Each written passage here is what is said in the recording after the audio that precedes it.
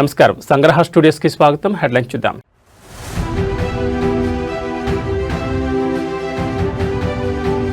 Bharat Malaysia Navasakam కీలక అంశాలపై ప్రధానుల ఒప్పందాలు.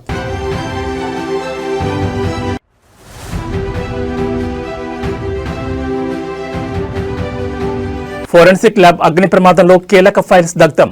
ఎఫ్ఐఆర్ కాపీలో సంచలన విషయాలు.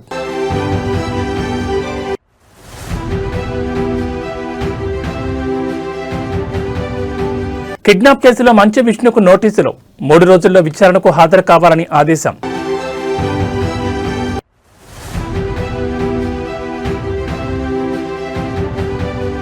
నేటి నుంచి శ్రీశైలంలో మహాశివరాత్రి బ్రహ్మోత్సవాలు. భక్తుల రద్దీని దృష్టిలో పెట్టుకుని ప్రత్యేక ఏర్పాట్లు.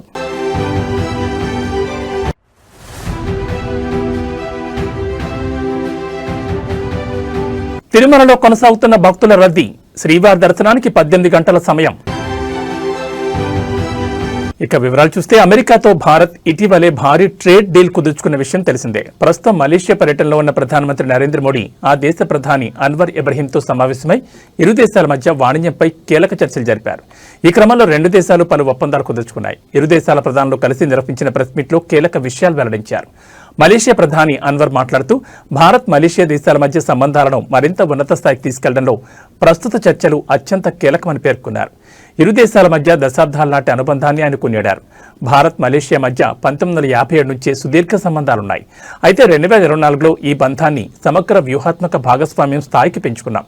లోతైన చారిత్రక సంబంధాలు, ప్రజల మధ్య ఉన్న పటిష్టమైన అనుబంధం, విస్తరిస్తున్న ఆర్థిక సహకారం మా బంధానికి మూలస్తంభాలని ఆయన తెలిపారు. భవిష్యత్తులో ఇరు దేశాలు అన్ని కీలక రంగాల్లో కలిసి పనిచేస్తాయని అన్వర్ ఇబ్రహీం స్పష్టం చేశారు. ఏఐ, డిజిటల్ టెక్నాలజీల్లో పరస్పర సహకారంపై ఒప్పందం కుదుర్చుకున్నట్లు వెల్లడించారు. मेरे मित्र प्रधानमंत्री जी, आपका हृदय से बहुत बहुत आभार व्यक्त करता हूँ। जिस प्रकार से मेरा और मेरे डेलीगेट का स्वागत किया गया, और मैंने देखा है कि परंपराओं से हट करके एक प्रकार से मलेशिया के जीवन को आपने इन कुछ ही घंटों में बहुत बखूबी प्रस्तुत किया और इतने बढ़िया तरीके से चीजों को ऑर्गेनाइज किया, वो हमेशा हमें से याद रहने वाली है। और इसके लिए मैं हृदय से विशेष रूप से आभार व्यक्त करता हूँ।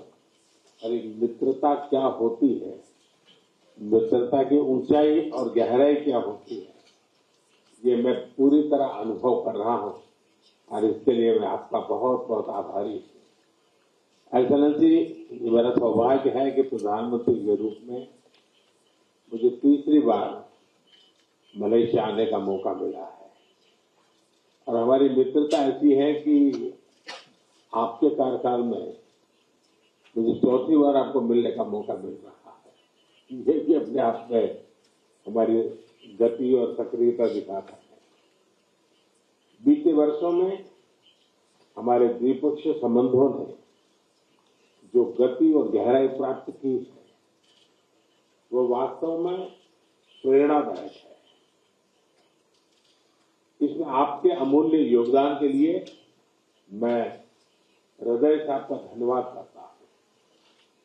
आज एग्रीकल्चर और मैन्युफैक्चरिंग जैसे क्लीन एनर्जी और सेमीकंडक्टर तक हर क्षेत्र में हमारा सहयोग गहरा रहा है।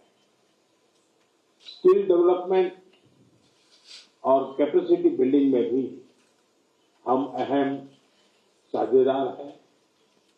हमारा रक्षा और सुरक्षा सहयोग भी लगातार मजबूत हो रहा है। एक्सेलेंसी, आसियान की सफल अध्यक्षता के लिए आपको एक बार फिर से मैं बहुत बहुत बधाई देता हूं। हमें विश्वास है कि मलेशिया के सहयोग से आसियान के साथ हमारे संबंध और अधिक गहरे होंगे और अधिक विस्तार होगा। एक्सेलेंसी, हमारे संबंधों की असली ताकत पीपल टू पीपल टाइज है। भारतीय मूल के लगभग 30 लाख मलेशियाई नागरिक हमारे देशों के बीच लिविंग ब्रिज है। कल आपके साथ मुझे डायस्पोरा से मिलने का भी अवसर मिला है। ये बहुत विशेष अनुभव था और मैंने देखा कि डायस्पोरा के लोगों का आपके प्रति जो व्यक्तिगत सम्मान है, आपके प्रति जो प्रेम है, वो कल दिख रहा था, मैं फील कर रहा था, बड़ा गर्व हो रहा था मुझे। आतंकवाद के खिलाफ हमारी लड़ाई में मित्र देशों का साथ बहुत मायने रखता है। एक तरह से एक्सेलेंसी, हमारा दृढ़ विश्वास है कि भारत और मलेशिया की समृद्धि एक दूसरे से जुड़ी हुई है।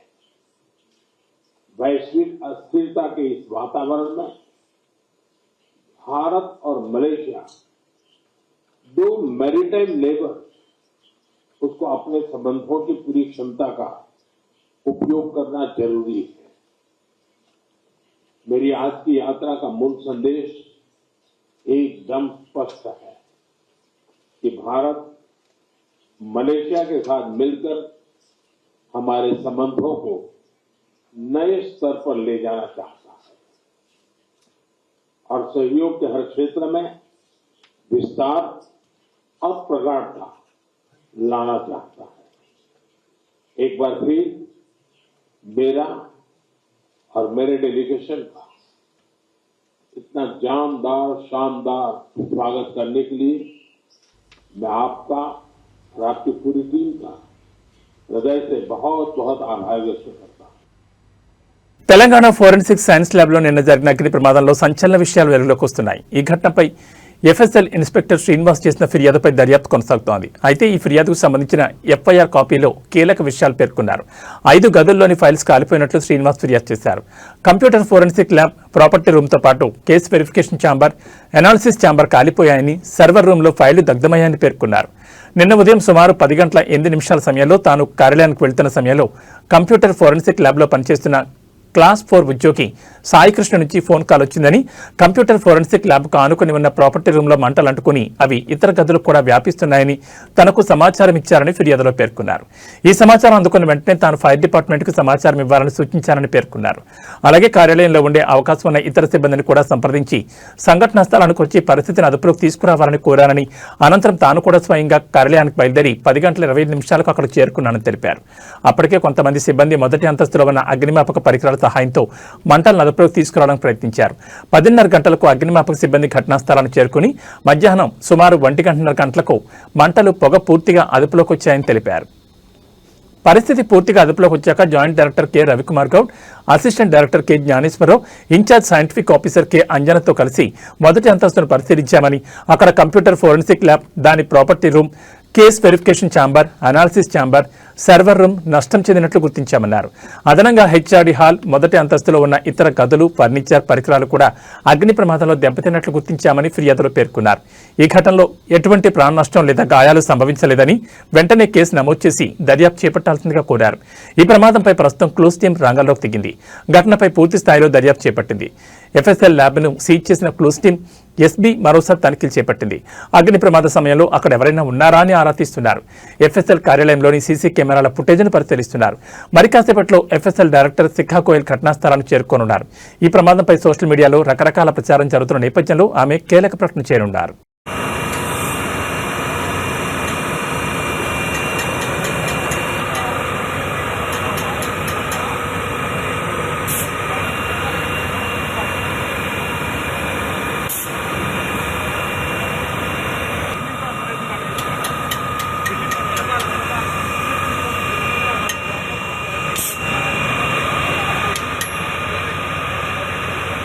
విద్యార్థి సంఘం నాయకుల కిడ్నాప్ కేసులో టాలీవుడ్ నటుడు మంచు విష్ణుకు తిరుచానూరు పోలీసులు నోటీసులు జారీ చేశారు. 3 రోజుల్లో విచారణకు హాజరు కావాలని ఆదేశించారు. కాగా మంచు విష్ణు ఇప్పటికే ఫిక్స్ చేసుకున్న షూటింగ్ షెడ్యూల్ కారణంగా 15వ తేదీ తర్వాత విచారణకు వస్తానని చెప్పారు. ఇప్పటికే పీఆర్ఓ సతీష్ సహా మరో 13 మందిని పోలీసులు అరెస్ట్ చేశారు. అయితే మోహన్ బాబుకి ఇంకా నోటీసులు అందలేదని సమాచారం. ఇదిలా ఉంటే తిరుపతిలోని మోహన్ బాబు యూనివర్సిటీలో అధిక ఫీజులు వసూలు చేస్తున్నారని నిరసన తెలిపేందుకు వెళ్లిన ఎస్ఎఫ్ఐ నాయకులను అరెస్ట్ చేశారని ఆరోపణలు వస్తున్నాయి. ఈ నేపథ్యంలో బాధితులు ఇచ్చిన ఫిర్యాదు మేరకు పోలీసులు కేసు నమోదు చేసుకుని విచారణ జరుపుతున్నారు. కిడ్నాప్ కేసులో ఎఫ్ఐఆర్ పీఆర్ఓ సతీష్ పేరు A1గా, మంచు విష్ణు పేరు A2గా చేర్చారు. అంతేకాకుండా మోహన్ బాబు పేరును A3గా చేర్చారు. బాధితుల ఫిర్యాదు మేరకు యాజమాన్యం ప్రోద్బలంతోనే కిడ్నాప్ జరిగినట్లు పోలీసులు అనుమానిస్తున్నారు. ఇప్పటికే తనపై నమోదైన ఎఫ్ఐఆర్ రద్దు చేయాలని మోహన్ బాబు ఏపీ హైకోర్టులో క్వాష్ పిటిషన్ దాఖలు చేశారు.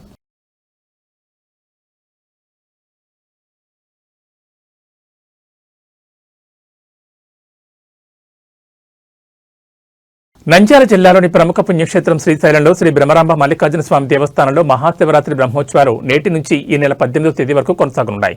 ఉదయం 9 గంటలకు శ్రీ స్వామివారు యాగశాల ప్రవేశంతో బ్రహ్మోత్సవాలకు శ్రీకారం చుట్టనున్నారు.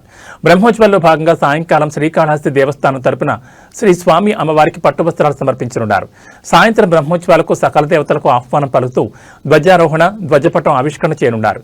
ఇక శ్రీశైలంలో బ్రహ్మోత్సవాల సందర్భంగా నేటి నుంచి ఈ నెల 18వ తేదీ వరకు ఆర్జిత, పరోక్ష సేవలు నిలుతలు చేస్తున్నారు ఆలయ అధికారులు తెలిపారు. వీఐపీలు, సాధారణ భక్తులందరికీ శ్రీ స్వామివారి అలంకరణ దర్శనంతో పాటు జ్యోతిర్ముడి కలిగిన శివస్వాములకు మాత్రమే 12వ తేదీ వరకు నిర్ణీత సమయంలో స్పర్శ దర్శనానికి అనుమతిస్తున్నట్లు ప్రకటించారు. అలాగే శ్రీశైలం వచ్చే భక్తుల రద్దీని దృష్టిలో పెట్టుకుని ప్రత్యేక ఏర్పాట్లు చేశారు.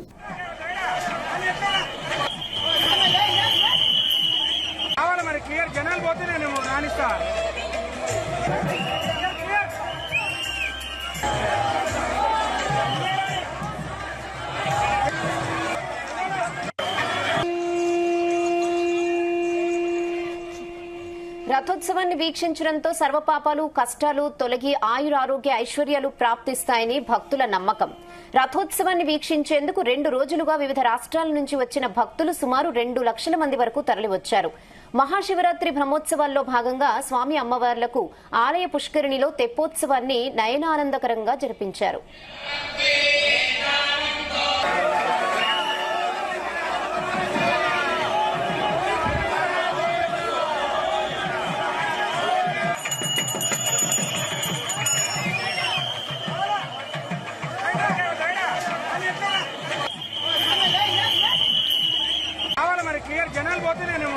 బీఆర్ఎస్ వర్కింగ్ ప్రెసిడెంట్ కేటీఆర్ పై భువనగిరి ఎంపీ చామల కిరణ్ కుమార్ రెడ్డి తీవ్రస్థాయిలో విరుచుకుపడ్డారు. నాంపల్లి ఫోరెన్సిక్ ల్యాబ్ లో జరిగిన అగ్ని ప్రమాదాన్ని ముఖ్యమంత్రి రేవంత్ రెడ్డికి ముడిపెట్టడాన్ని ఆయన ఖండించారు. ఈ ప్రమాదం వెనుక కేటీఆర్ హస్తం ఉందేమోనని అనుమానం వ్యక్తం చేశారు. గతంలో ఎస్ఐబీ ఆఫీసులో ఫైల్స్ ధ్వంసం చేసిన చరిత్రను గుర్తు చేశారు. ఓటమి భయంతోనే కేటీఆర్ చిల్లర ప్రచారం చేస్తున్నారని చామల ఎద్దేవా చేశారు. ఏ స్థాయికి దిగజారిన కేటీఆర్ నిన్న ఏదో అగ్ని ప్రమాదము ఫోరెన్సిక్ ల్యాబ్ లో జరిగితే రేవంత్ రెడ్డి గారి ఓటుకు నోటు కేసుకు ముడిపెట్టి మున్సిపల్ ఎన్నికల సమయంలో తెలంగాణ ప్రజలను పక్కదోవ పట్టించి మిమ్మల్ని మీరు చేసిన దరిద్ర పాలన మర్చిపోయి మీరు చెప్పే మాటలలో ప్రజలు పడిపోయి రేవంత్ రెడ్డి గారి మీద విష ప్రచారం చెల్లి మీకు ఓట్లు వస్తాయనుకోవడము ఎంత మూర్ఖత్వం ఇది. ఏం మాట్లాడుతున్నావో పొద్దున్న లేస్తే నిద్ర పట్టక ఇప్పుడు మున్సిపల్ ఎన్నికలలో కూడా ఈ చింతపండు ఇద్దని తెలిసిపోయి ఏదో అబాండాలు వేయాలని ఫోరెన్సిక్ ల్యాబ్ లో ఒకవేళ ఏదన్నా జరిగితే మీ టేపులు మీరు మాట్లాడిన మీ ఫోన్ ట్యాపింగ్ కు సంబంధించినవి అవన్నీ కూడా ఎవిడెన్స్లు ఉంటాయి అలా. ఇలా నాకేం డౌట్ వస్తుంది తెలుసా, నీ అంతా నువ్వు ముందే వచ్చి రేవంత్ రెడ్డి మీద అభియోగాలు వేసినావు అంటే అసలు నీకేమన్నా అస్తం ఉందా? ఎందుకంటే మన చరిత్ర మొన్ననే మీరు అధికారంలో పోతుర్రని తెలిసి డిసెంబర్ 4వ తారీఖు నాడు ఎప్పుడైతే కౌంటింగ్ జరిగి కౌంటింగ్ లో మనం ఓడిపోతున్నామని తెలిసిన నిమిషంలో స్పెషల్ ఇన్వెస్టిగేషన్ బ్రాంచ్ ల సీసీ కెమెరాలు బంద్ చేసి మొత్తం పలగొట్టి ఆ ఇజ్రాయెల్ నుంచి తెచ్చిన పరికరాలన్నీ పలగొట్టి పెగాసిస్ పరికరాలు మీరు ఫోన్ ట్యాపింగ్ చేసినాయి, డాక్యుమెంట్లన్నీ ఎవిడెన్స్ లేకుండా కాల్ చేసి మిగిలిన అన్ని తీసుకొని మూసీనదిలో పడేసిన చరిత్ర నీది. కలియుగ ప్రత్యక్ష దైవం తిరుమల శ్రీ వెంకటేశ్వర స్వామి వారిని నిత్యం వేలాది మంది భక్తులు దర్శించుకుంటారు. ఈ తరుణంలో తిరుమలలో భక్తుల రద్దీ కొనసాగుతోంది. ఈ క్రమంలో నేడు శ్రీవారి దర్శనానికి 15 నుంచి 18 గంటల సమయం పడుతోంది. తిరుమల శ్రీ వెంకటేశ్వర స్వామి వారి సర్వదర్శనం కోసం భక్తులు 31 కంపార్ట్మెంట్లో వేచి ఉన్నారు. తిరుమల భక్తులు ఎటువంటి ఇబ్బందులు పడకుండా అన్ని చర్యలు తీసుకుంటున్నామని టీటీడీ అధికారులు తెలిపారు. క్యూ లైన్లోని భక్తులకు శ్రీవారి సేవకుల ద్వారా అన్నప్రసాదం, పాలు, త్రాగునీరు అందిస్తున్నారు. నిన్న శ్రీవారిని 81,777 మంది భక్తులు దర్శించుకున్నారు. 30,209 మంది భక్తులు తలనీలాలు సమర్పించుకున్నారు. శ్రీవారి హుండీ ఆదాయం 3.70 కోట్లు వచ్చిందని టీటీడీ అధికారులు తెలిపారు.